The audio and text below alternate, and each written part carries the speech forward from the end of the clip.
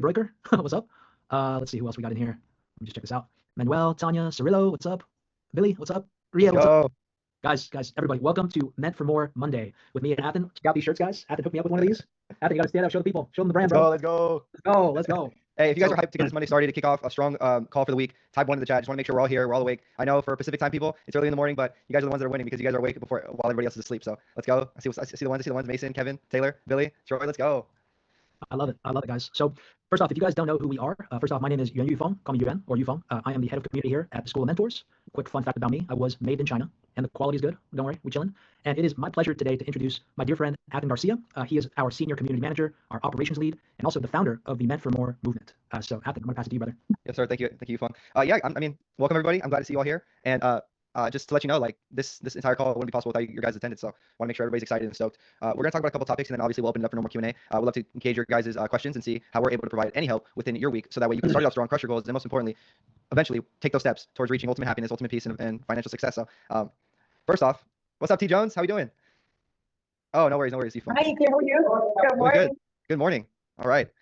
So the topic for today, guys, is going to be overcoming adversity. Now, this comes with so many things, and I know adversity can be seen as a negative thing, right? Throughout our entire lives, we go through it some way, somehow, through several different occasions, whether you've been bullied at school, whether a business deal didn't finally close and ended up falling out, something in your life has led you to this point of becoming an entrepreneur, or at least thinking about it, right? And that's from overcoming adversity, overcoming different people's thoughts about you, overcoming maybe possible family questions that they're like, hey, you know, we're a group of 9 to 5 workers. Why do you want to be an entrepreneur? Stuff like that. So with that being said, I'll pass it over to you, Fung, to give his thoughts.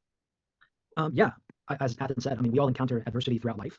It's just a part of life. And what I've noticed for myself is that it's when I face adversity that I actually grow the most. Adversity, it's kind of like stress tests for the diamond that is forming. You know, it helps me see where my vulnerabilities are, where my weaknesses are. And if I'm humble enough to be able to recognize and accept those things and ask myself, hey, you know, what is the lesson contained within this challenge? There's a reason that the universe or God or life is bringing me to this adversity right now. And what is the lesson to be learned here? And you know, it's just a part of life, and it's our greatest opportunity for growth. That's how I view adversity. So yeah, those are my quick thoughts on adversity, and I'm super stoked to dive into this topic with everybody. I see some other faces. April, welcome in. And yeah, guys, I also want to take this opportunity to share how big an impact Athan and the Meant for More message has had on me. Like every time I talk with Athan, he's so heart-centered, and you can feel his resilience and his persistence and his drive, and it's something that has brought so much value to the team and to me personally. Athan's a huge reason why I'm here in China right now. I think Athan is uniquely gifted at helping people see into their own hearts, to be an amazing mirror for people, and to help them awaken to their own consciousness. So Athan has been a huge help to me. So Athan, thank you for that, bro. It means a lot, truly. And if anybody knows about resilience, it's Athan. And if anyone has any questions about resilience, feel free to come up. Any questions about overcoming adversity, please raise your hand.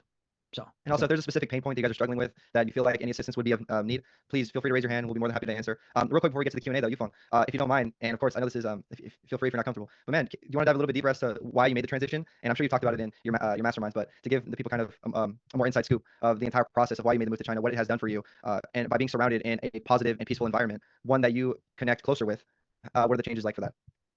Yeah, bro, I appreciate you, and I'm definitely down to share that. So as I said, I was made in China, and then I moved to the U.S. when I was 6 years old, and I grew up. Well, first off, when I made that switch, my name got changed. So the name that I was used to hearing, that people referred to me as, got changed. My mother tongue, which I was used to speaking, I could no longer speak it anymore because my parents didn't speak it to me. They divorced.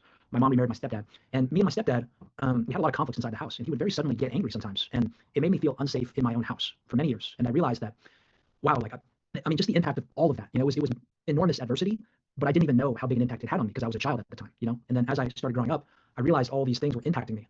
And one part of the journey back to China was I went to a physical therapist out in Thousand Oaks. He used to work with Olympian athletes, and he gave me a free posture correction session, guys. And when I stood up from his table, I felt this whoosh, this primal rush of energy just shoot up my spine. And there was a voice in my head that started saying my Chinese name. I hadn't used this Chinese name for 20 years. Like nobody called me it. I'd never used it, never. And then I start hearing this in my head, Yuan Yufeng, like, what is this all about, you know?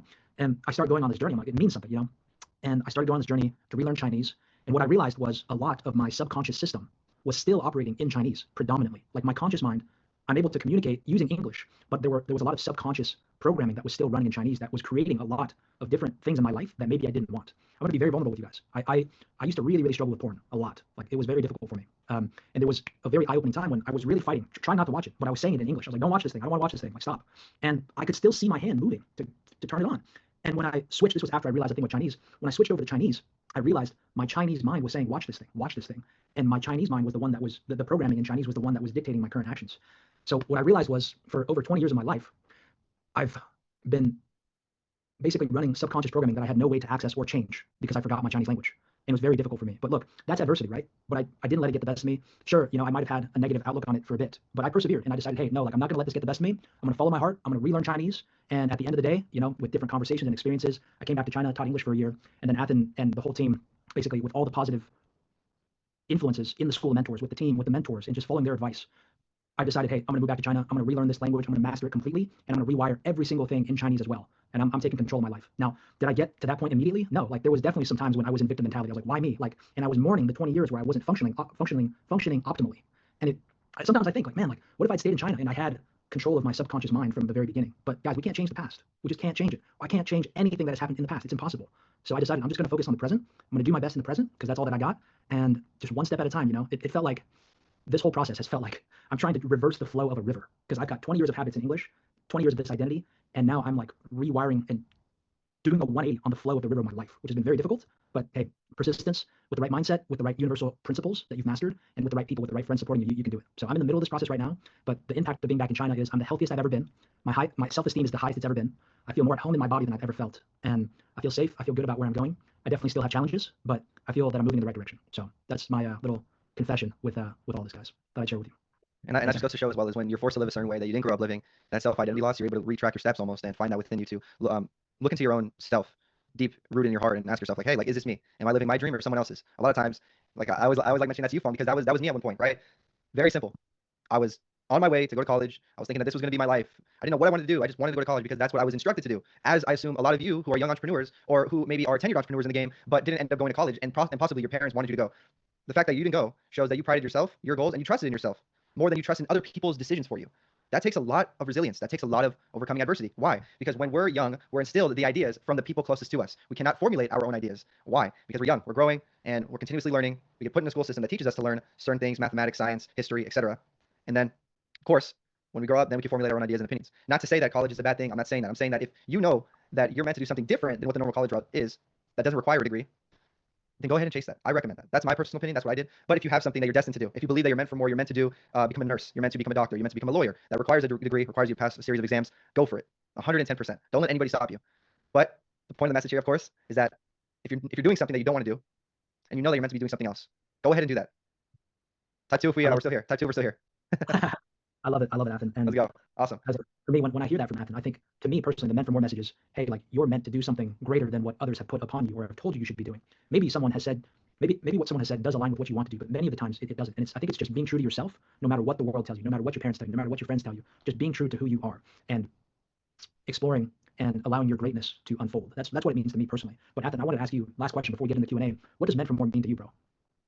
Dude, I was in a mentorship meeting like a week ago, and I got asked the same question. And it's when you have so many different ideas and opinions because of all the series of trials and tribulations you went through that you try to just unload.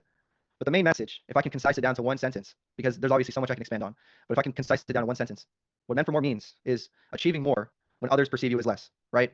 Achieving more than what others see that you can achieve.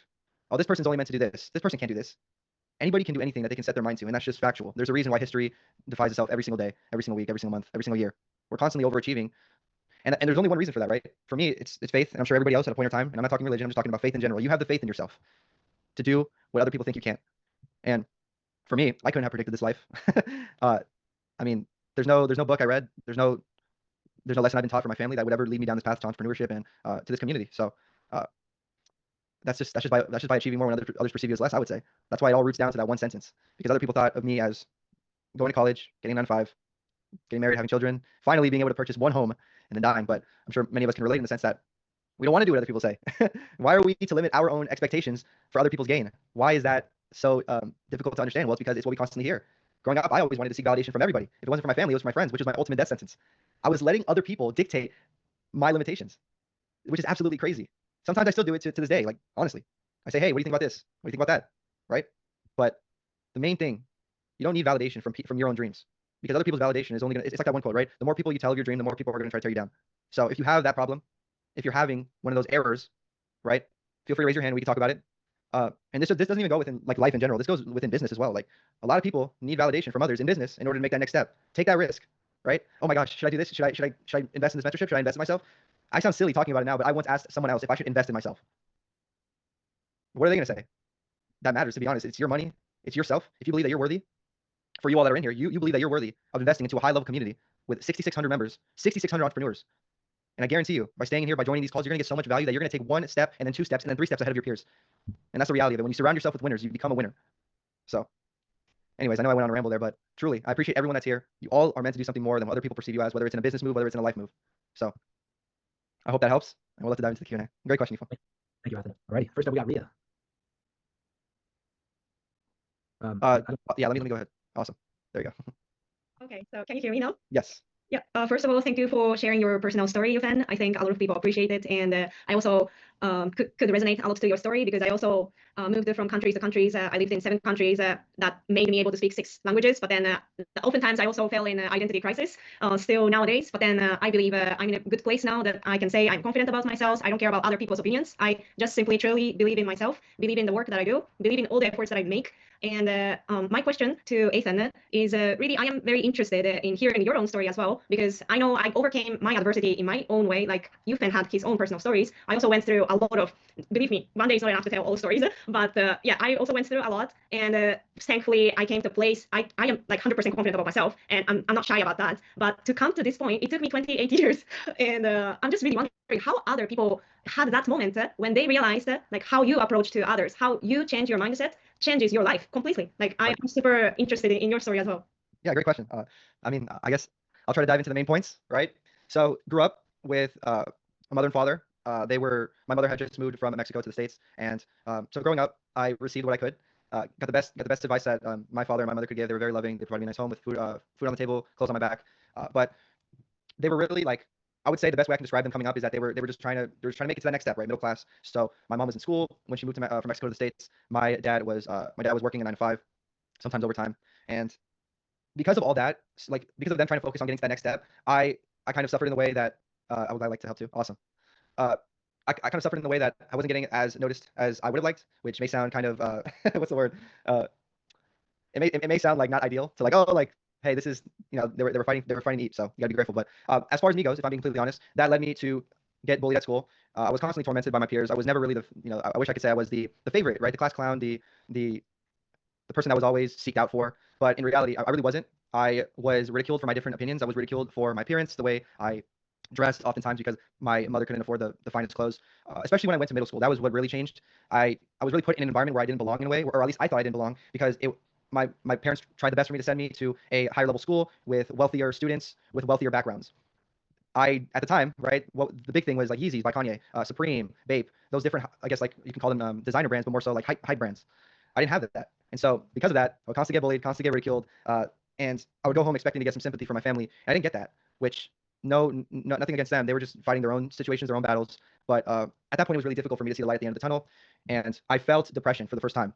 Why do I say it that way? I felt depression. Well, because now I know that telling yourself that you have the symptom, you have the disease of depression, is a self-diagnosis. Depression is a feeling. You feel depressed, then get over it, do something that will lead you to make yourself happy, continue to strive for better, and ultimately achieve better. I thought at the time that depression was a symptom of a disease. So I automatically self-diagnosed myself with depression, which then limited the possibility of me doing something greater. So because I limited myself to that symptom, I constantly said, oh, I have this, I felt this, and I didn't want to do anything. I let the time go by, right? As I grow older now, with all those lessons I've learned, I realized a couple things, because I want to summarize this. One, depression is a feeling, which means it's fleeting, right? It comes and goes. It's not something that you need to take prescription pills from, because that's only going to limit your creativity. It's going to numb you from the reality of life, which is you're going to have to struggle. You're going to have to go through those battles. It is inevitable. Okay? Very simple. It's not something that's difficult. A lot of people think it's difficult because they put themselves in this mindset where I can't achieve greatness, when in reality you can. It's the ones that are struggling the most that actually have the most creativity, which is why others feel threatened. Okay? Secondly, just because you don't have the nicest clothes does not mean you are not wealthy inside. Okay? You may start off small, but that's what's going to lead you to do great things.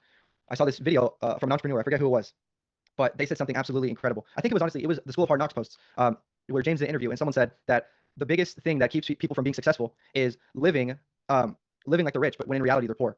So what is that? They buy the most expensive watch, they buy the nicest car, they buy the nicest jewelry, they buy the nicest clothes, they purchase a condo or an apartment or even a house way above their value, right? Their net. And they think that they're rich, when in reality they could have used that money to double their wealth, triple their wealth. So if you're in a situation right now, this is not just growing up, this is within business as well. If you're trying to buy the nicest attire in order for others to perceive you as wealthy, you are actually destroying yourself inside, because you're trying to, then again, it's like the message I said before. You're trying constantly to gain the approval of others when you're disapproving yourself for who you are. When you know you can't afford it, that doesn't mean don't dress nice. For me, for example, I love going to the thrift. Why? Because I can find some nice blazers at such a cheap cost, 5% probably of the original value it was. I And by the way, this is from me studying brands too. I look at the brand name, I look at the tag to make sure it's authentic. That I know that at one point this blazer was valued at over $500, maybe even $1,000, and I just got it for $10 at Goodwill. So just fair notice to you all.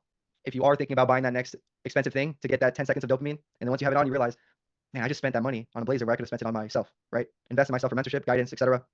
As Yufeng always likes to say, this program, the School of Mentors, is the price of 4 Subway sandwiches, and as I like to say, it's the price of not going out to dinner one time. That's it. You can go out to dinner 3 times, or maybe even 2 times, once every 2 weeks. Eliminate that one. You still have one time to go out to dinner, right? So that's my story. Fast forward to today. I'll kind of give a quick brief. I was in college. I didn't know what I wanted to do. I was just following my family's orders in the sense of them telling me, hey, go to college. They said, if you like entrepreneurship so much, do business. And at the time I was working at a retail store, and my boss above me graduated with a business degree in business administration and was only getting paid $25 an hour. And I was thinking to myself, is my life worth $25 an hour? Is my knowledge limited to someone that is above me? That the person above me is smarter than me because they're a manager and I'm not. And I'm thinking to myself, no, that's not right.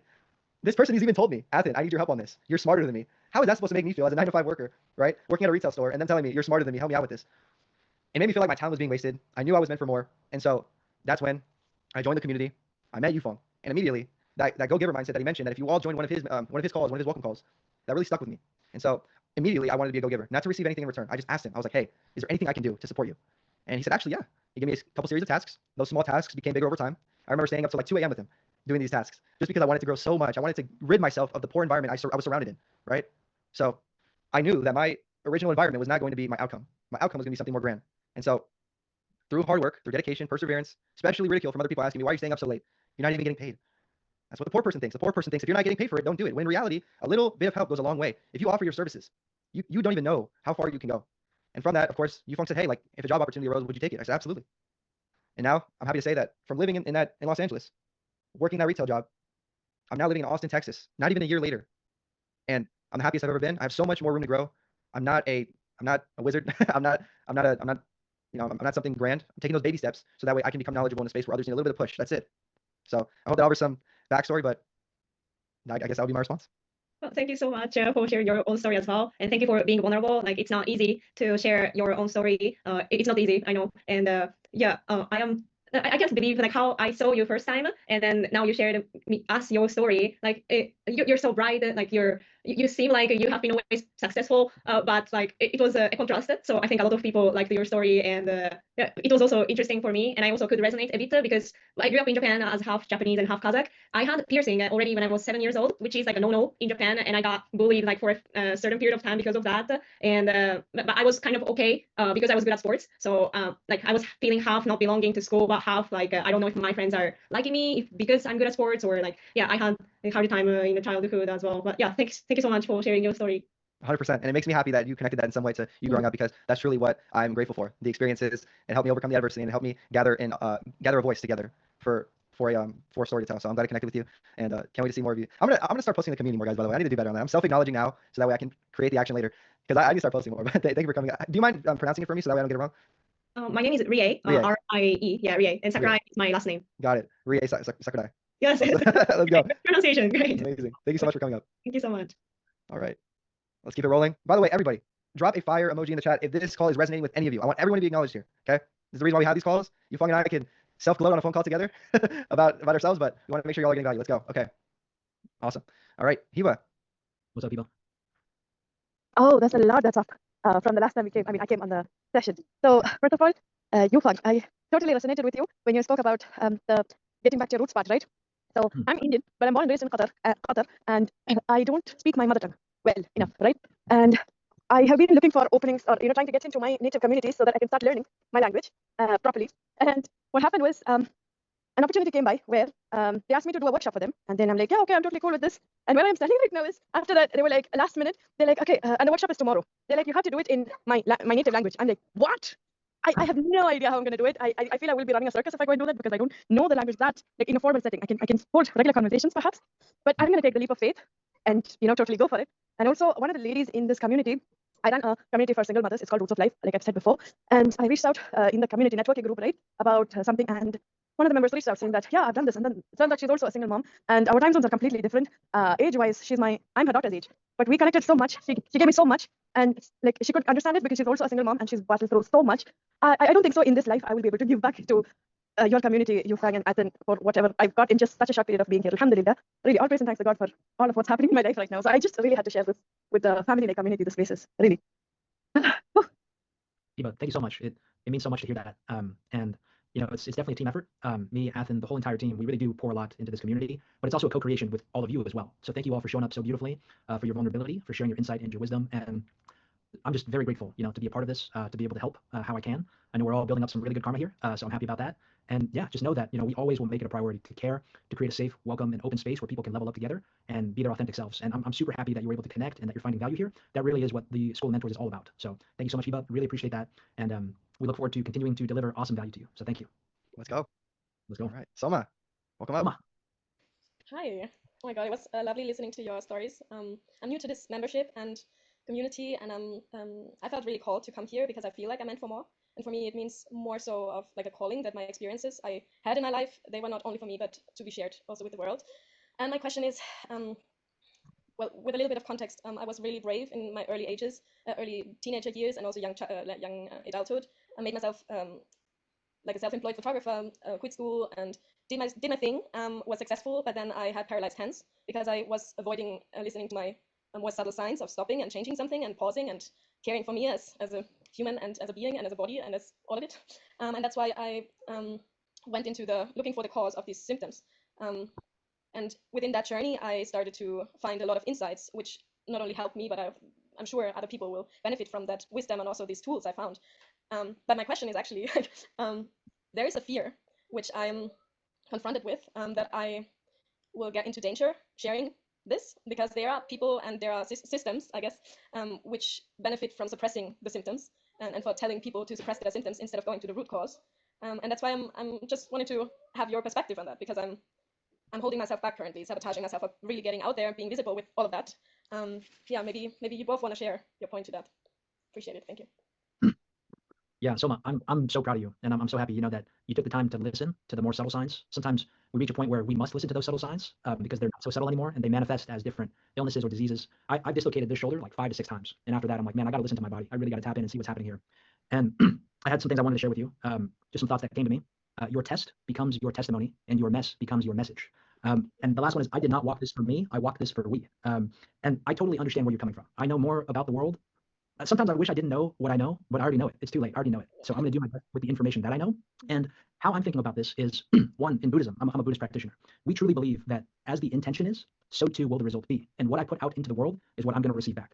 In my efforts to change things for the better, I'm not going to put out any hostility towards anybody, because the systems that have been put in place by people who are very ignorant. I have compassion towards those people. I have no ill will even towards those people that have enacted certain systems which are not beneficial for humanity. Let's be honest, there's a lot out there that is not beneficial for humanity, people who are looking just for profit and short term. But I think those people, I have the greatest compassion for them, because they're the ones that are the farthest from the truth of our unity. You know, they're farthest from love. That's where they're at legitimately. And I feel sorry for them, and I feel compassion for them. So for me, I'm only going to focus on putting out good positivity, good intentions, and operating on those without any ill will towards those people who are harming. And I believe that I will be protected by my intention. I will be protected by the goodness that I'm putting out. If I'm going out there and I'm putting out hostility, I don't think that's necessary at all. Like, just focus on growing the good. I think also, in terms of world change, there's 2 elements, right? We just touched upon intention, but there's also got to be skillfulness. We have to act with the highest levels of intention and execute with the highest skill level as well. So obviously, like, fortify yourself, find ways to protect yourself. I think there's strength in numbers. I think it's not about, you know, like, for me, it's about education. That's how we're going to do this thing. And sometimes I'm going to share things that may put me in danger, but if I share them with enough people, one, the danger lessens because we grow in numbers, right? The more people that know about this message, the more people that are benefited. And now I'm not just the originator anymore. Like, I'm not a singular thing. It becomes a movement. And at the end of the day, I'm coming to terms with this, but we're going to die anyway. You know, we might as well live for something. We might as well die for something, you know? We might as well stand for something. Like, death is going to come anyways. And we might as well stand for something while we're here. Like, I would regret not sharing what I had to share for fear of harm when death is a guarantee already, and I could benefit people, you know, with my message. Like, death is a guaranteed thing right there. Now, whether or not you believe we're going to go to heaven, I think that's great. If heaven is what you believe in, then even more so. Like, hey, heaven's promised. Let's freaking go. Let's go full out with the message, you know? But I do think also, like, it is self-love to be considering these things. I don't think we should recklessly put ourselves in harm. I think also it is skillful to build a network of people who believe in the message and who can all support that message, and also to fortify yourself financially, to put yourself in a good, safe physical space, to build a powerful network. I mean, these are things that are necessary for world change as well. So I'm definitely not saying go be a martyr. Don't go in there blindly. I'm not saying that at all. But I'm saying put out good vibes, operate with the highest intention at the highest skill level possible. Always seek to elevate your skill level at executing these intentions, and then educate as many people as you can. That's how movements are built, and that's how it becomes bigger than you. You know, a person can die, but a movement that's harder to kill for sure. And if we're thinking about life in terms of science, energy cannot be created or destroyed. It only changes forms. So not even a single atom ever goes into non-existence. People equate death with non-existence, but that's impossible. Even the concept of non-existence exists. So like non-existence is impossible. Like it's just impossible. And I always believe that if I'm operating with the highest intention, the reality that I manifest into will always be higher and higher and higher and higher. Let's say I die living out the highest intention. I believe that my next rebirth is going to be even better because I'm moving in the right direction. So those are my thoughts on this. Thank you. Yeah. Athan, what do you think, man? Yeah. What a question. Do you? I'm gonna be prepared. I'm gonna ask you a bunch of questions here. So, Sure. do you believe in your message? Well, yes. Do you feel like other people could benefit from your message? Yes, and they already do. They're already doing it. Awesome. That's it. There's your answer right there. As best as I can put it, that's your answer right there. It's for everyone else who's watching as well. It's not always that difficult. It can be that easy. People who are saying, oh, there's much more, there's a much bigger piece to the puzzle. Sometimes it really isn't. It's as simple as, do you believe in your message? Can others benefit from your message? And then most importantly, of course, I mean, I guess this will be my last question. Are you willing to take the ridicule and the opinions with that message being spread more and more and more? I want it to be spread more, but I think the biggest itch in the whole situation is that my mother is thinking it's stupid, or she's not resonating with it and thinks that I'm disgusting, believing that and walking the path the way I do. And I'm sure that there are people who don't resonate with my message, and that's fine. But especially my mother and the whole thing of her not seeing me as the being that I am is really hurting. Really is that something that you feel is stopping you and will stop you in the future? I think it is the stop sign for me. I don't know why. Yeah. Well, what do you think are some steps that you can take to find it within yourself to overcome those opinions? As I mentioned, adversity. There's going to be a lot of adversity you're going to have to overcome with holding your own opinion. But that's the beauty of it, right? Because that means it holds more power. So is that something you feel like you could do to continue spreading your message and continue to help others? Yeah, I mean, it's happening on my Notion board. I have like a master database of programs and mini courses and all of these different things. But it just needs me to be really that committed to publish it and to be constant with really being out there. Right. Can I share something real quick? Yeah. Say it again? School of Mentors is an amazing testing ground for ideas. That's what I noticed. Like, we have some of the most positive, kind, uplifting, and aware people in the world here. That's just who we are. That's what we attract. So I would say start with us. Start here. Start posting some of these things in the community and get actual feedback, you know? And sometimes you just got to prove it to your parents through actions, through becoming that person and just showing up as that person. Look, when I first started singing, my parents were like, there's no way you're going to do this. Like, I don't like your voice is not good. Like, my mom literally told me something like that. And then I went to become the male lead and singer in a production. We performed in front of 2,000 people. Like, I sang that. And at a certain point, they were like, damn, like, yeah, your voice is good. I'm like, yeah, I knew it was good. You didn't believe in me, but now you do, because I put in the work. So sometimes you got to put in the work and show up as that person. And look, if you're going to wait until everybody sees you the way that you want to be seen to do the things that you want to do, you're never going to do what you want to do. Look, I can request respectfully that people call me by my Chinese name, and I have, but look, people still call me by my English name. If I allowed that to mess with me every time they called me that, I wouldn't be getting anything done. I wouldn't be holding this vibration for you guys. But I know that if I know who I am, that's enough. If you know who you are, that's enough. And then just show up as that. And if you show up as that consistently, like, they have no other choice but to fold to your consistency. And then there's always that quote: if you try to please everyone, you're going to please no one. And I'll put that to your situation, right? If you continuously try to please the people that are closest to you before you actually get this message out, you're going to please no one, because no one's going to hear your message. So the more and more, and by the way, love it or hate it, there are some people in this world, and I'm sure you all know good and well who I'm talking about, that spread their message loud and clear, and they get a ton of hate. But you know what's crazy? They help so many people. They help so many people because they're willing to take the hits. They're willing to be ridiculed. They're willing to go to jail. They're willing to be, they're willing to have the chance of them getting executed for them stating what they believe, them almost rebelling against authority, right? Because they want to see so many people in this world win. And that's the reality of it. If you spread your message, if you continue to fight for what you believe in, then, to be honest, like for me, myself, I have many things that I believe in, truly. And it all comes from a place of love. And a lot of times I say things to people, and although it may not appear that I do care for them and I want the best for them, I say it because I do love them and I do care for them. So for me, you're always gonna get the brutal honesty. And the message that I spread holds no regret, because the more regret you have on spreading your message, the more it doesn't even become your message, right? So if you have to be willing to take the hits. There you go, Josh. So to kind of wrap up everything Yufeng and I said, if you believe in your message, if you believe it can help other people, and if you're willing to step out of your comfort zone, possibly be comfortable in the uncomfortable, right? It's like that quote that James always says, Yufeng: the world is overly cruel to shy people, and it rewards the courageous. So if you're courageous enough to take that step, although you may displease a few, you're going to please so many more. So take that step. I would say, be willing to be vulnerable and be open to accept new challenge. And that way, hopefully, through all the success that you gain in the future, I'm manifesting this for you, right? The more success you gain in the future, slowly the turning heads will turn back, and they'll be like, wow, it does hold weight. It does mean something. So I hope that helps. Yeah, thank you. It also reminds me of the people who said, don't go to Berlin to be a self-employed photographer. Don't do it. Finish your school. And then afterwards, when I came back a few years later, I always knew that you could do it. Yeah, there you go. Yeah, thank you. Absolutely. Yeah. It's so helpful to hear that, to have that also spoken out into this. Absolutely. 100%. Great to see you, someone. Awesome. By the way, guys, I can't tell you the number of people. By the way, there are people that bully me in school that message me today and says, "Wow, bro, you're crushing it." I'm like, cool, man. It's once you start growing and becoming more mature that you realize like all that hatred. I mean, for me, I'll be honest, I hated some of those people. I hated them. Now I just laugh. It's funny to me. It's just like that's crazy. Switch up's real fast, huh? The switch up is crazy, my brother. Yeah. Michaela, great to see you. What's up, Michaela? How are you? Hi, good. How are you guys? Doing great. I didn't really plan on speaking today, but your guys' stories was very touching and motivating. And I've been struggling with, my whole life, validation from others. And I'm trying to figure out like my next career steps and everything. And I'm really struggling with it because I keep hearing everyone else's voices in my head, whether they're saying it or not, or I think that they might be. And I guess just like their opinions. A little backstory: I'm a hairstylist and I'm working pretty much full time behind the chair. But I'm so burnt out and drained, and I don't know necessarily if I want to do it anymore, at least for a full time job, or if I want to venture and I want to continue to help people online, remotely. I don't know. I want to grow my business, but I guess what I need help with is figuring out truly what I want to do. I guess I just can't really get the voices of other people out of my head and figure out what I want. I've got all these thoughts, these options, these ideas for my career and everything. And I try to sit down or just go outside and just think to myself, and I'm like, I struggle with knowing what I want. Yeah. Well, what have other people said that you should do? What are these voices that are speaking you say? So before I even started my career in the hair industry, everybody's like, go to college or go get a job with the state and get all these great benefits and this and that. And I told them, no, like, just trust me. I'm going to make money. I'll be fine. I'll be fine. And I've proved them wrong. I have a fully built clientele, which I'm very grateful for. But I feel like I'm starting to struggle again because my rent in my salon suite is so expensive. I don't know. I just don't think I'm really happy doing it anymore. And then I'll say things like that here and there to either my mom or some other coworkers that I have. And they're like, you're just burnt out. Like, you're fine. You love it. Keep doing it. Stick it out. And it's like, then I hear the voices. I'm like, okay, maybe they're right. Like, I've worked so hard to build what I have. Like, why give up on it? But I don't know. Yeah. What do you feel like your heart's telling you to do? And I know you mentioned that there's several different steps. There's several different things that's happening in your mind. If you can dilute it down to that one next step, what would you say your mind's telling you? To go big or go home. To just go for it. I just don't know how to, and I don't know what that looks like or like the next steps and how to kind of do that, as well as still trying to make money behind the chair because I need money to fund what I want to do. Yeah. Have you tried involving some type of content within your business? Yes. And I do really enjoy making content and stuff. I just feel like I start and I make all this content. I either don't have time to edit it because I'm so busy working at the salon, or I just get so burnt out again. So like I don't have that good balance. No, yeah. And by the way, these are all, other than of course the people that are telling you stuff, right? It's a great problem to have, right? And I say this with love because for one, this was your dream to begin with, and you continuing to pursue that dream, right?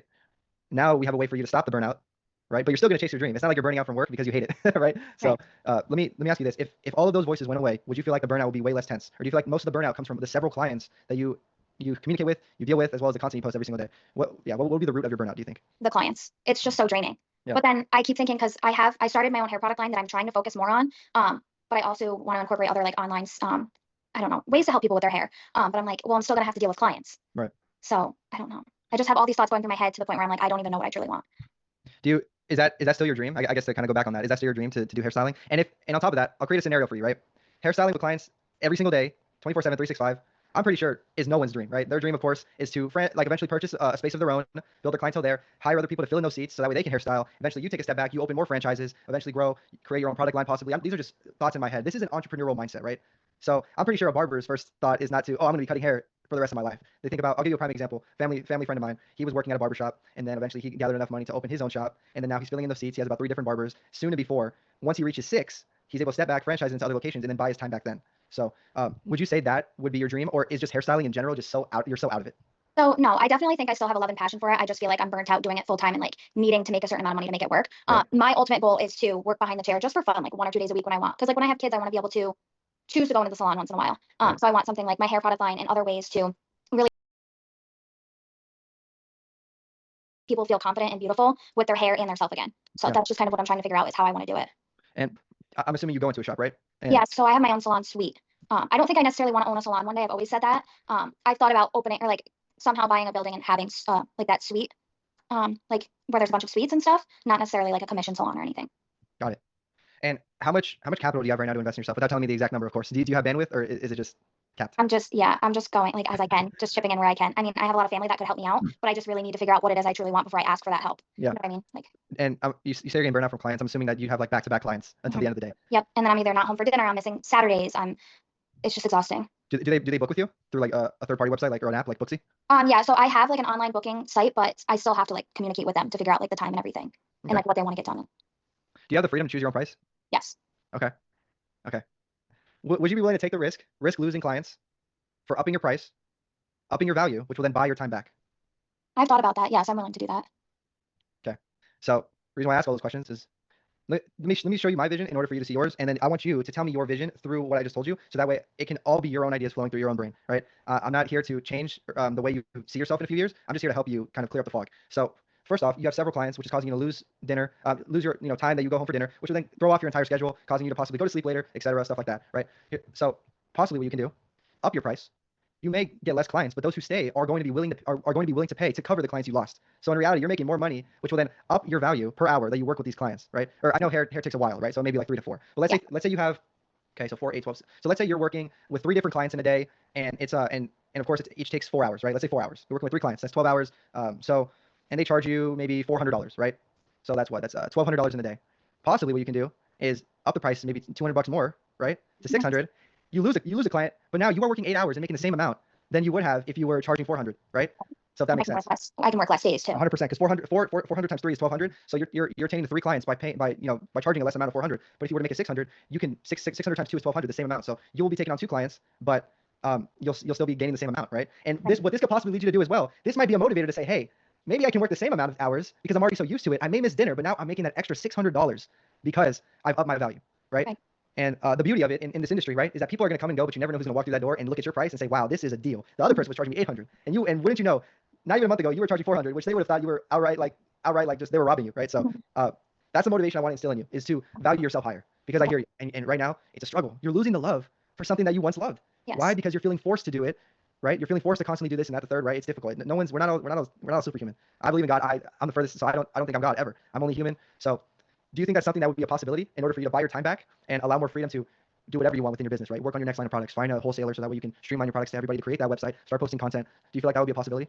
Definitely. Yeah, I feel really good about that. Because like you said, then I can continue growing and using that money to help fund me more. 100%. And then here's the beauty of it as well. There's nothing more powerful, of course, other than God for me, than this device right here. Hold on. This device right here. So here's the fact of the matter is, soon, there's a reason why barbers, and I've seen one hairstylist on TikTok that went viral. But for anybody in the hair industry, there's a reason why they upcharge so much as a celebrity barber, celebrity hairstylist. Why do they upcharge so much? While the common person may think this is crazy numbers, it's actually steal because of the virality that you created, right? So if you go viral with your hairstyle, like watch me transform this, or you can do talking head where you record and then you ask the client, what did you come in for today? And then they take off their their hat or whatever they wear, and it's just a pile of hair. And they're like, I need you to do this, I need you to do that. And then you're like, okay. And then you fast forward the transformation, and then they're a completely changed person. They look brand new. And then that video goes viral. People are going to be coming to you. You are going to get so many people requesting your service that you will be able to charge up even more because of the you're in high demand, right? So it's like the old supply and demand. If you know your supplies, aka your time, is minimal and low, you can up the price even more. So that way, because the demand is high and the supply is low, you're able to balance it out. Because if you continue selling at that same price, obviously people are going to go to you. But if you continue upping the price with how viral you go, they're going to continue stuff. That leads into other endeavors, right? But you got to start at a specific pain point. So what's that? That's upping the price right now. So that way you allow more time to create content. So eventually you are now watering this tree.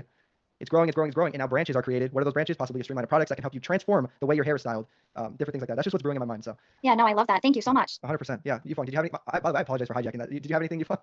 Oh, you can hijack anything, bro. I liked it. I got a few things to share, and then we're gonna try to do some speed rounds. We have a team meeting in like 10 minutes, so let me try to just share a few things real quick. I think Athan's totally right on the clientele. You're gonna want 80-20 that for sure. Like, just I would find some way, whether through like raising your prices, just because if it's certain clientele that is draining your energy, then it's the people, and you just got to find a way to gracefully let them go, because some people do drain our energies. Like, that's just how they are, and like that can ruin somebody's day if it's consistent, So I would definitely 80-20 that, focus on the people who you love working with, and then find more people. You can do it through their referral. Like, hey, do you have a friend, like one of your best friends maybe? We can have them come in for 50% off for one time. Like, attract more of those of your ideal clientele, and find a way to stop working with your non-ideal clientele. Like that'll change a lot. And I think the luxury branding is going to be really good. I think Athan hit the nail on the head with that. One thing to consider is, does your branding support the shift to a more luxury thing? Just a thought. Buy Back Your Time is a great book by Dan Martell. I would check that out as well. By the way, I wrote all these in notes for you. So thank you. If you want to just copy paste that. And I'll say this.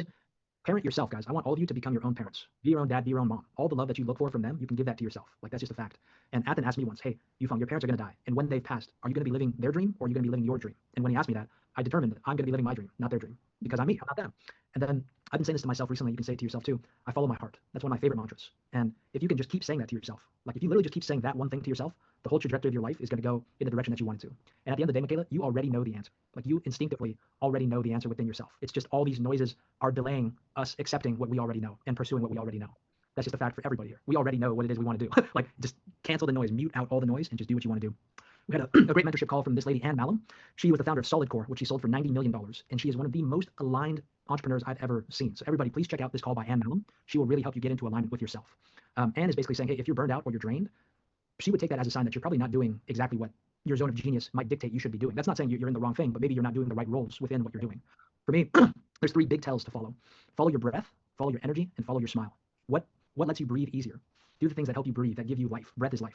What thing, when you do them, energize you? What brings you more energy? This is something that Ann told us to consider as well. Do the things that give you energy. That's how you're going to compete and succeed as an entrepreneur. Because if you think about it, if I do something and it gives me energy, that gives me that energy to reinvest into doing that thing even better, which yields me more energy, which I can reinvest into doing it even better. And it's a constant spiral upwards. If we're doing things that drain us, it's a spiral downwards always. And we're going to always try to balance it out, recover energy. It's not a good long-term strategy. And then do the things that make you smile. I mean, that's just follow these things. Follow your breath, follow your heart, follow your energy, follow your smile. Your body will give you all the feedback instantaneously. Like the body's a great feedback system. And then also, please check out phase 1 in the classroom, guys. Phase 1 is all about like knowing yourself, knowing the marketplace, and finding what fits you the best. We have some amazing exercises, Michaela, in phase 1 for knowing yourself. And it's not us telling you; these are exercises that you can do to learn more about yourself, who you are as a business person. So please check that out. And that's all I got for you. Thank you guys so much. I really appreciate it. You guys have helped me a lot. Absolutely, Michaela. Also keep on posting your wins, and I would love to continue to hear your story as you make these changes or as you decide to do whatever you feel is best in your best interest. So just keep on sharing those posts in the community wins, so that way we can acknowledge you and shout you out because you're crushing it. And just, I mean, you have a bunch of clients, which is a win in itself. It is. So the more you can continue to grow, the more higher end clients you're going to get, which means the more you're going to be able to buy back your time, and then ultimately create this dream that you've always desired. So well, we're rooting for you, Michaela. Thank you. Have a good day. You as well. Let's go. All right, as you said, speed round. You done to kick it for about 5 minutes over time? Yeah. Okay, let's speed round this. Come on, Omar, what's going on, brother? Great to see you. Omar, always a pleasure. Hey guys, awesome energy, man. I had this one doubt which I come with, and I think I have addressed that. And then I figured that I may as well go to the next level and go higher and aim for that one. And you already are aware about the I'm practicing as a pathologist in Mumbai, and I'm working towards setting up this business with complete cancer healing and living above 100 as a norm. And in that, the cancer clinic is the thing that I'm working towards, right? So this cancer clinic in Mumbai, which I want to kind of start with at least. In our last call, in fact, we had this discussion about I'm working towards the music video and making a fundraiser, making it into a fundraiser as well, where people who align with that cause can contribute to it. Now, that was the thing that I was last time working on, and I made some good progress. I took support of an video editor, and sort of almost at the end of the completion of this music launch. Now, the thing that I want to be careful about, as well as find the best way to approach, is the fundraising aspect of it, right? Now, the way I was thinking of going about it was, and I thought I'd just use this space to maybe get some better approach to it, get some ideas on the right way to go about it, the best way. So in that, I have at the start of the music video, I initiated by saying, cancer has caused so many, the burden in the world is so and so, and this is what our vision is so and so, that we want to make the world cancer free down the line and living above 100 norm. So the first page I'm introducing our vision and what the current reality is, and in the second page I was talking about the way I was thinking about doing it, like by the cancer clinic. Now I'm thinking of removing that mention of cancer clinic specifically because firstly I'm working for a hospital where I'm as a pathologist I'm there, and it's also a cancer hospital. So if someone from there looks at it and then it becomes a challenge with the management and they start asking questions on that front, it's something that I have to be very careful with the way I position myself. Now I was thinking that okay, once I set this up, I'm at a place of position of power that okay, I have set a whole business up which is running. I'm not in a place of in fact I'm offering them value as a result. Then I can then they can know about it. But right off the bat, the first thing they just see that video and they're like, what the hell, Omar, you are starting a cancer clinic? Oh, is that so? And then I start having a conversation with the management. So those things I and my family all are concerned naturally about, and I want to be careful to tread about it sensibly as best possible, right? So the positioning, I want to figure out how do I do this. In this music video, okay, I talk about the, in the end I was saying if you align, contribute. But then removing the cancer clinic part removes that immediate need for why are you contributing? Why should anyone pay to the fundraiser? What are you going to do with that money? Right? So that's where I'm like now figuring out, I still have to figure out what, and I think this is the best place for me to know what would be the right words or the best way to position that. It's a long-winded question I got even last time, but I know a smaller way to put it.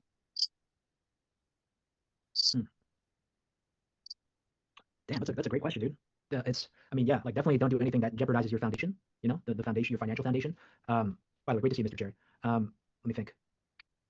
Yeah, definitely avoid doing anything that jeopardizes your financial foundation for now, or ever, obviously. I see where you're coming from. Maybe it could be towards starting a fund to tackle this specific issue of solving cancer and living above 100 for everybody, and then you use this fund to start that cancer clinic. But you can just say like, hey, like this is a fund to tackle the challenge of living above 100 cancer free for all of humanity. This is my big dream, and as a pathologist, this is what that's my big dream for the world. Start the fund. Just don't say what the fund is for. Don't say that the fund is to start the cancer clinic, which it is to start the cancer clinic. But this way, you can get some funds. You can run your fundraiser, and then if anybody asks you, you just say, yeah, it's to solve my dream, of curing cancer for everybody and helping everybody live above 100. I'm not saying be deceptive. I'm not saying lie. Don't lie. Don't be deceptive. Avoid doing those things, of course. But I think it's a more skillful way to kind of navigate the intricacies of working as a pathologist within that system. That's what I would do, bro. I would just say, yeah, I'm starting this fund to tackle this human issue. It's something that I'm very passionate about, and as a pathologist, like here's my experience with it. And dude, like be open to using the fund for other things too. Maybe it's not to start a cancer clinic. Maybe it's to do cancer research. But for now, but I think for now that's a very good, flexible frame to put the fundraiser into, and avoid jeopardizing your career. Athan, what do you think, man? Honestly, I was gonna give a way. Sorry, go ahead. If anyone else has any ideas for Omar for that, please message him on school. I was gonna give a way more extended answer to what you said. Omar, I think you fungs Yufeng's around the money with it in terms of what I would have given you. So The challenge with this is the form that you're not giving them a target to reach. Like earlier, I was thinking I said like 150 to 200,000 is the minimum goal. I can't put that when I don't have an intention for what is that 150, right? So then I not neither am I giving them a goal to aim for. The cancer clinic is the goal. So that's where this is a. But then somewhere intuitively I feel that this is even better. Like even if I don't put a goal and I just make it about supporting the vision and like you said maybe some creative ways to use that money for something. Since it's a fund, it can be used for anything as long as people trust you and people can align with that vision. It's a little tricky, but anyways, yeah. Omar. Also, guys, we got a special guest in the house, Mr. Rob Fajardo. He's the director of our higher ticket programs, our higher ticket communities, School of Scaling, School of Content. Rob, I would love for you to weigh in on this with your expertise for Omar, bro. For sure. Yeah.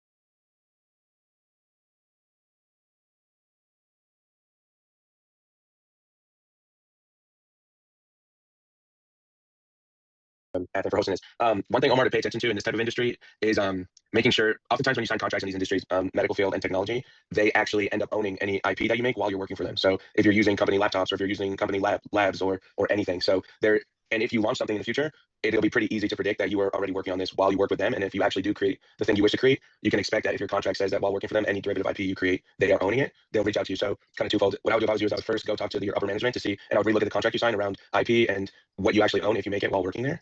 And then I would go ask them, hey, if I was going to do something entrepreneurial, what does that process look like? I wouldn't disclose the cancer part quite yet, just because until you confirm what I just shared, you actually could be really hurting yourself in the future. So that's just for anybody that's in technology or works corporate or works hospitals. Quite often, one of the things they say is that any research or any inventions that are created end up being owned by them. So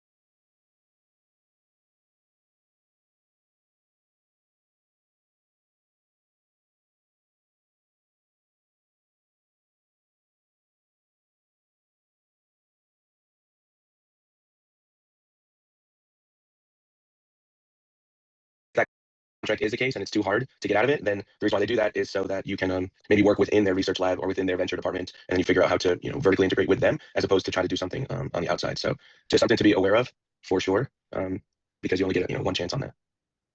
Awesome. Like the contract does not include any of those challenges. It's more of the secure, keeping a job secure, that I want to keep that going as well, because it's definitely a big source of support to me and my family at the moment. The other thing is also that going and talking to them right now at this point is going to be a little tricky, because once I established it and I've already set it up, then I can even offer some clients down the line, like what you are outsourcing, connections can be formed there. So that I could support them right off the bat. It may be challenging, but definitely that's the thing I want to work on, and I think is the best place to get my brain all charged up on it. And I think I'll find my answer from there. Let's go. Yeah. Let's go. Hopefully that was helpful, Omar, and definitely be patient with it. Do your due diligence, man, and make sure that your income is still secure as you're building this thing out, bro. Let's go. Good stuff, Omar. All right. Love it. All right, we got 3 minutes. Let's get Adam in here. Adam, what's going on? What's up, Adam? Yeah, can you hear me? Yes. Yes, so Habibi, Athan and Diana, I think I said it right. So how are you all? Listen, I love what you all do, and you help people achieve great things, not only in the business, but also personal struggles. So the question will be for the both of you. You both made things possible in your lives, like Athan making more than his business school boss, Ian going over his addiction and becoming the head of the community in here. So congratulations. So all of us, after struggles in life, feel more like capable after our ambitions, going after them. So both of you are still young, like so wait. So both of you, and what are the ambitions over like, helping people? Both of you are so young. So what do you think you're going to do until you're like 100? Like, no, you're going to just help people. You're going to become more than that, bigger than that, right? So the question is, what do you guys think you will do in the next 20 years? I wholeheartedly believe that I will still continue to spread this message of others being meant for more. I went to an event at my school in middle school, and it was this person who was spreading awareness about, it was like an assembly inside of the auditorium. It was about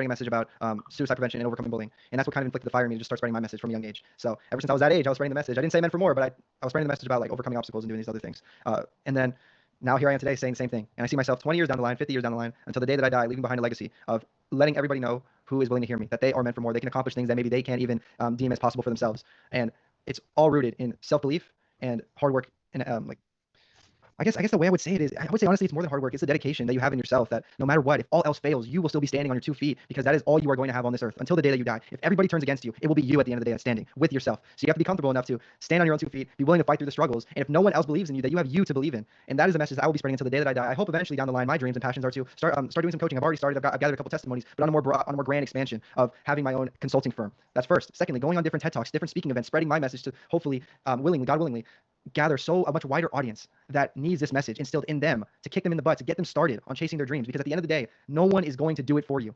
As simply put as that. No one is going to put in the work. Nobody's thoughts ever pay your bills. They've never paid my bills. And here I am paying my own bills because of my own thoughts and hard work. Who would have known?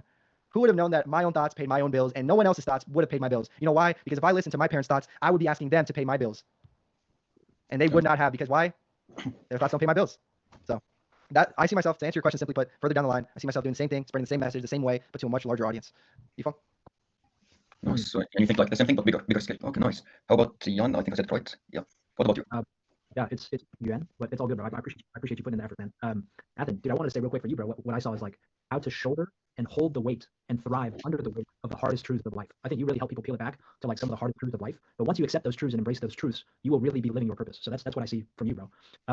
For me, I want to see billions of Buddhas. So I'm a Buddhist practitioner, and in Buddhism, we believe that everybody has an inner Buddha. It's that peace within. And I want to help everybody reach that peace within. I'm not here to convert you to Buddhism. I'm here to show you how to be peaceful within yourself. For me, it's all about self-mastery, mastery of universal principles, mastery of universal truths. And that is what I want to share with everybody on this journey. I want to explore universal truth, master universal truth, and then share those with everybody so that you can, 1, reach the peace that we all deserve to have, and then 2, build whatever life that you want to build using those truths. So yeah, I would see myself as an educator. I could start an education company. I would already regard School of Mentors as an education company and a community. So yeah, for me, that's my mission, and just asking for a bigger stage, keep asking for a bigger stage so that I can help more people reach that peace. I think we need more peace in the world. I think we need inner peace. I think we need unity. I think we need people to come together, and that's my mission, bro. That's how I feel about it. So yeah, billions of Buddhas. That's what I want to see. Let's go. Yeah, that's nice. I'm a Muslim, inshallah, when I become like a creator, we can talk about it even more. So let's go, Adam. Looking forward to hearing you crush it, man. Keep posting your wins to the community, brother. Let's go. Yeah, so. Awesome. Let's go. Amazing. Real quick, we're gonna get these last 2 and then we're gonna close it. Calvin. Yeah. What's up, Calvin? Yes, hello. Can you hear me? It's not Calvin, it's actually Anna. I Anna, think okay. yes, I think I just didn't realize my computer was on my husband's one. But anyway, thank you so much. I've always followed your channel, and when I saw the opportunity to just join in, I managed, and I was really happy. So I'll give you a little bit of a story about myself. I've been in a small, business for about nearly 10, 12 years, and I've been actually running a nail bar. So for the past 2 years, so while I was running that nail bar, opposite me, there came another nail bar. And obviously, these people, they had so much money than me, and they bought the whole space and they created a massive big one. I then actually thought, you know what, I think I need to diversify because, the competition, we were now in this little VUCA world. And I thought if I compete, I'll be putting more money into advertisement or, I increase myself in value and everything else. But then in the process of doing that, anyway, we were in the process of actually looking for a podiatry clinic, because my husband had actually qualified to be a podiatrist because it was in the picture for the past 10 years. We wanted to do a podiatry. Previously, he was an accountant. So we then actually decided, let's actually do a podiatry clinic. This is 2 years. And then instead of getting a bigger place, that was in our plans, we then actually destroyed our own clinic, our own nail bar, and we renovated it into a podiatry clinic because we thought, okay, instead of competition, let's rather do our expertise. We are podiatrists, we still do nails, but now because we have the medical background and we are now going to concentrate on the podiatry clinic. Obviously, when we did the podiatry clinic, myself, I signed up to go back to university and I went to do the business management degree, of which I'll be finishing it off this year. So here, I have a question for you because I really need some help. So the help I need is, I myself, I think I am an entrepreneur myself. Obviously, my husband is, but he's a very academic person. You will do anything academic, which we actually make a very good pair. But I'm an entrepreneur. So I always have ideas, extremely, these weird ideas that I get, but I think I struggle in terms of executing those ideas, especially when it comes to ideas of tech or other things that's really are massive. I really struggle. So when I kept on following your channel, it kept on talking about mentorship. Myself, I am desperate for a mentor because at this time of this present time, there is another software that I want to develop. That's got something to do with sustainability and all the other things. It's it's really an interesting software, but I don't know how to go about it. I've got all the things, the lines and everything. So, but now to do the, the non-disclosure or whatever, and just to follow and just get to that line, I just can't do it. I don't know why. I always struggle. And sometimes I know when I'm discussing it with my husband, he's a little bit more of not a non-risky person. He doesn't like taking risks. He thinks it's weird. So I need a mentor. I need somebody who will direct me on how to do it. There is a company here in where I am, but when I was reading, it was talking about 50% of whatever they will own it, and I just don't understand the language. So I need a mentor. Thank you. I don't know if I said it right. Yeah, no. I think you definitely did say it right. One thing I want to start off with is there's a myth that every millionaire or billionaire made their wealth with 7 streams of income. Now, that's a lot of millionaires and billionaires do have 7 streams of income or more, but most of them, almost all of them, started with a single stream, which means they focused on one thing and they built that thing into a mighty river of income, of revenue, of profit, and then they reinvested into other things. Every day, we wake up and it's a great day because we woke up, and during that day we have energy. We have a certain amount of energy that we can allocate to different things. And if we spread our energy too thin, none of the things that we're working on are going to get enough time, attention, and energy to actually thrive. So for me, my suggestion for you, Anna, would be to find the thing that you want to pursue the most and focus on that first until you get to at least $100,000 per month. That's what we've heard from many millionaires. Get to $100,000 per month, and then you can start diversifying. Until you hit that, you got to focus, and that is focus. I'll share this.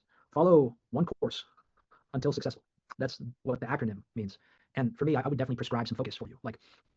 I think I am very similar to you in that I have a bunch of ideas as well, and I think some of them are good ideas. But for me, I know I've learned after all these experiences that I really need to focus on one thing and succeed at that one thing before I go and try to succeed at another thing, because then I'm spreading myself too thin. That's what I recommend for you too. That shiny object syndrome, don't follow that. I would say curate all of your ideas, keep them in an idea bank. Keep it for later. Once you've made your money, you can go and pursue those different ventures. But for now, I would focus on the one that you and your husband have spent the most time building, this podiatry clinic, and then build it up to $100,000 per month at least. Profit, if you can, and then you can diversify into other ventures. That's how I feel. And then in terms of mentorship, what you're going to do is you're going to want to find a mentor that's actually done what you're looking to accomplish. So if you can find someone online, like owner of a podiatry franchise, that'd be fantastic. And then hit that person up and ask them to be your mentor. Offer value first. Always lead with value when you're looking for mentorship. Always show up as a go-giver. Find ways that you can contribute. And mentors, don't ask them how you can help them, because if they knew how you could help them, they would have already hired someone to go and do that thing. What you're going to want to do when you want to get anyone as a mentor, you're going to want to go into their business, research them, and see the pain points that are unresolved in their business, maybe even in their personal life. Maybe if there's an inefficiency here, maybe if they're spending 2 hours a day doing some paperwork that could be delegated to someone else, offer to go and do that thing, provide that value proactively, and that is what is going to put you on their map. You have to lead with value. That's the best way to secure mentorship. That's the best way to secure opportunities. It's not about, hey, what can I take from you? What can I receive from you? No, what can you do for them?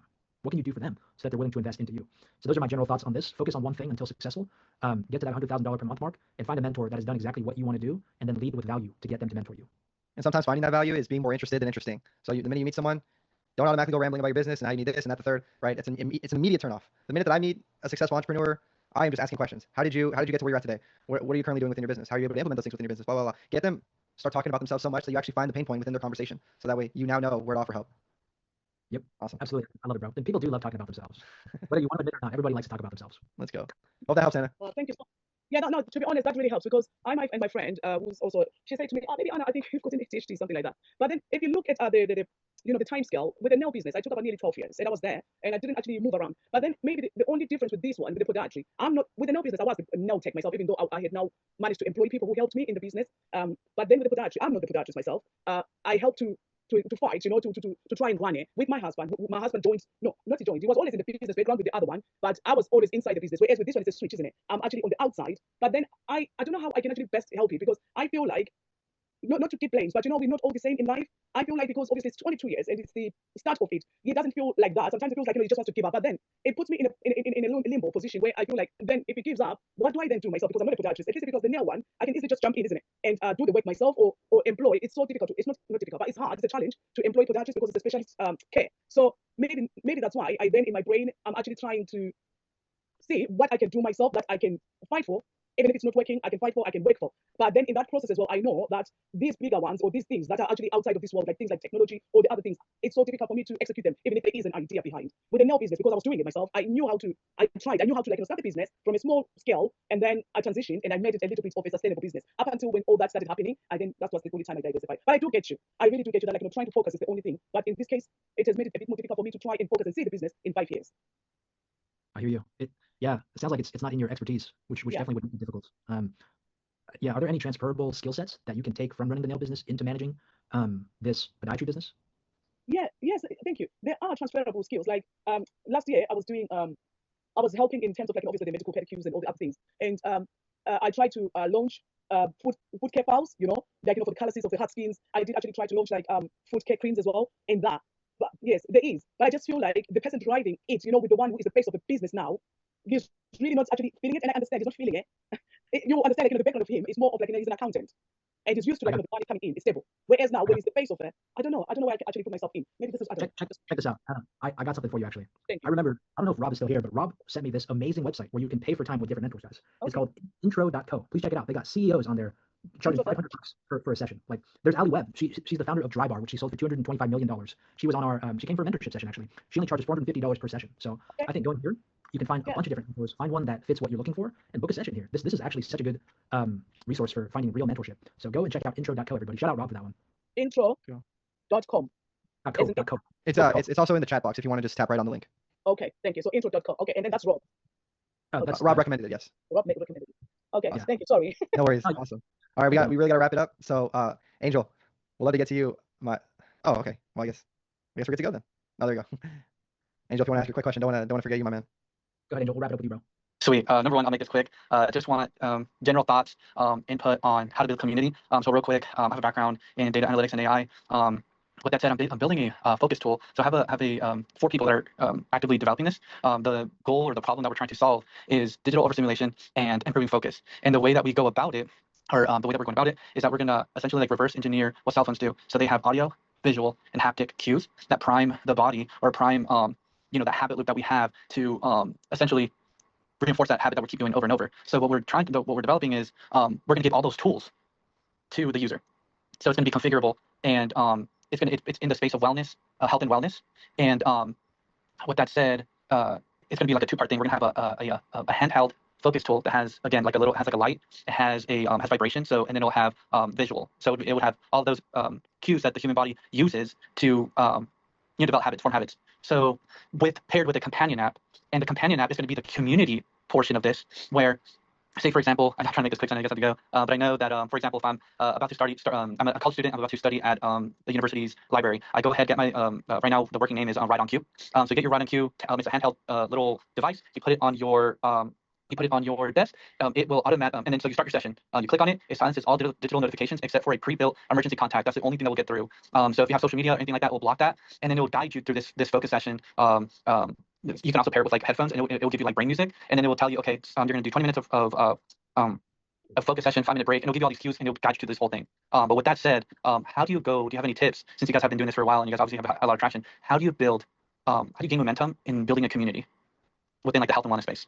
I have a couple recommendations for that. So obviously the number one thing that starts with community is notoriety, and from notoriety comes community. So the School of Hard Knocks, they've amassed millions of followers across all their socials, which led them to now create this community. So it can be the other way, especially with the blessing that school is, but it's much more difficult. So what you're going to want to do is, and by the way, I would normally ask questions back and forth, but since we're so crunched on time, just want to quickly say, first off, look at the people who are doing it right in the niche, because there are several others. It may not be the exact same service that you provide, right? I understand that you're providing more of a digital online service to keep you locked in rather than like something physical that would happen. But I recommend searching up. I don't know the exact name of it. I just know that it's been viral all over my feed. It's like this lock block where you know what I'm talking about, right? Where it locks your phone. You have to go manually with the physical item, unlock it, so that way it unlocks your phone to open you up to go on TikTok, go on Instagram, stuff like that. That would kind of take you away from the main goal of focus. So look at what they're doing right marketing wise. Don't look at their product. Obviously, your product's completely different. It's revolutionary. I haven't seen anything like it, to be honest with you. Right. I think it'll crush. But look at what they're doing right in terms of marketing, and then copy it. Copy the format, but don't copy the actual text, everything like that. Copy the format, but then apply it to your own business. And that way, you will go just as viral, maybe even more. But it will be your own product that will outrule them. And then from then on, just continuously search up different videos in your niche of the people that you want to attract. So not only is the algorithm understanding that you want to attract that audience, but also you are gathering intel from successful pages that have gone viral. So that way you can do the exact same rinse, repeat, rinse, repeat, rinse, repeat. That would be my advice. And that way, once you've gathered that cold audience, you're able to transfer that into a community of other people that can continue to focus, continue to grind out their goals. And now you have just sustained a group of people that are all united as one. So that way there will be less churn and there will be like a higher bandwidth of people who stay. That would be my advice. Appreciate that. Yes, sir. Yifeng? Yeah, I got some stuff for you, dude. Let me I'm just trying to find this thing. Where is this thing? Hold on. Let me make sure I get this. Where's this freaking thing? Partnerships with clear roles. Anyway, I can't find it right now, but I'll just go in on what I was able to find. Yeah. The way that I view a community is a community is like a bonfire, dude. Mhm. It's like a bonfire. Like you need a starter. Like initially there's no fire, right? Yeah. But you need the starter, you need the spark, and that's you. That's the founder. That's the first initial people that believe in you. And I would create like a very strong connection between you guys all strategically. You're the founder, you got your co-founders, you got your people that believe in you, you got your friends and family that are willing to try this, and you got your early adopters. Completely over-deliver for those people. And it's going to require a lot of your leadership, because how the School of Mentors came to be what it is right now is it was us initially that kept adding logs to the fire. We made the starter, we got the fire started, and then we continually added logs to the fire. And as you gain more and more people coming into your community, there will be more and more go-givers, like the people on this call. People, because 90% of people are just here to enjoy the warmth, right? And there's gonna be 9% of people that are down to help like fan the flames, and then you got your 1% that are actually adding logs to the fire, fanning the fire, protecting the fire. Like you got your core. It's like I think that's pretty much the breakdown of it. So you're really gonna want to build that core group early on and make sure that as the founder or as a co-founder, like you are leading the charge in building this fire. It's about consistency, showing up, and consistently delivering value. And then I think holding community events is a really, really great way to build community, and testimonials as well. I love your mission, bro, because digital overstimulation is such a huge issue. Like a lot of people. It's a real thing. We've forgotten how to rest. Like that. Right. I'll myself, you know. I think masterminds, having networking events is going to be great. And I love how you reframed in the middle of your sentence. You're not trying to develop it, you are developing it. So Yeah, 100%. Thank you. I would say, dude, keep it all in one app. Why build a companion app? Why split your audience? Like build the critical mass and focus in one centralized location. Like there's a lot of apps that do this really well. I want you to check out Skimble. Skimble is an account app that weaves community in. The Plum Village app is a Buddhism app, but it's literally to host their Buddhist community. They do a pretty good job of that. And Hello Talk is another good one. There's a good acronym called KISS. Just keep it stupid simple. Keep stupid simple. And I don't see why you would want to create two different apps. You're diverting your audience, making an extra step for them. Where if you kept it all in one centralized location, dude, like that one bonfire that you're building there is going to be warmer. It's going to be bigger. It's going to give more light to everybody there, as opposed to two separate bonfires. And you're like, oh, I got to run between this bonfire and this bonfire, and like, oh, who's going to go? Oh no, that one's going out. Let's run there. Oh crap, who's watching that one, bro? Like, just a pain, honestly. Yeah, I had a quick thing that I did want to mention. So maybe I just didn't do like a great way to explain it. Again, I'm trying to get like probably should have came prepared for like little pitch, but essentially it's like an ecosystem, and you have your I guess the technology layer where it which is the app itself, and that is essentially it blocks it does everything that it needs to do to keep you focused on the digital side. And then you have a separate tool, literally the size of like a mouse or smaller, and it's an actual handheld tool. And the tool is hardware component. Exactly, software hardware component. I should have been software hardware component. The hardware is like the physical layer of what cues human beings to do something. So audio, visual, and haptic, and it gives you all those tools. And you as a user have those tools, and you can configure it to your life, whatever it is that you're trying to do, to build those habits. And that's like the premise that we're going with. I like it, bro. An idea came to me, and then we really got to wrap this session. Yeah, I'm sorry. Got you. You're good. If you can partner with an up-and-coming robotics company or AI robotics company that is like focused on this mission as well, like they want people to learn to focus, dude. Like if you can like launch that, partner with like an AI robotics company, dude. Like guys, China is so ahead. Let me show you this. Yo, I want to see this. All right, this is something you can buy in China for like $20. It's like an AI assistant, like astronaut guy. You can freaking talk to it. It's like Alexa on crack. And like, bro, if you can like integrate your hardware component with like some AI stuff, like oh man, that's gonna be dope. Yeah, sweet. I think last thing. In terms of community, there was a cool option on certain platforms where you can do events together. Like you can see live who is doing what. Like I would say for you, like have different duration study sessions at different times, and then you'd be like, oh, there's 30 people studying right here. Do you want to join this session? That'd be freaking fire, bro. And then boom, like you're there with 30 other people. And if you can do a Hello Talk kind of thing with it, Hello Talk is about language learning. Every day you can join live rooms and actually learn languages with different people, bro. If you can add like a chat element to it, kind of like oh god, what was that called? There was a Clubhouse, Clubhouse. Dude, search some of these things and see if you can integrate a chat. Yeah.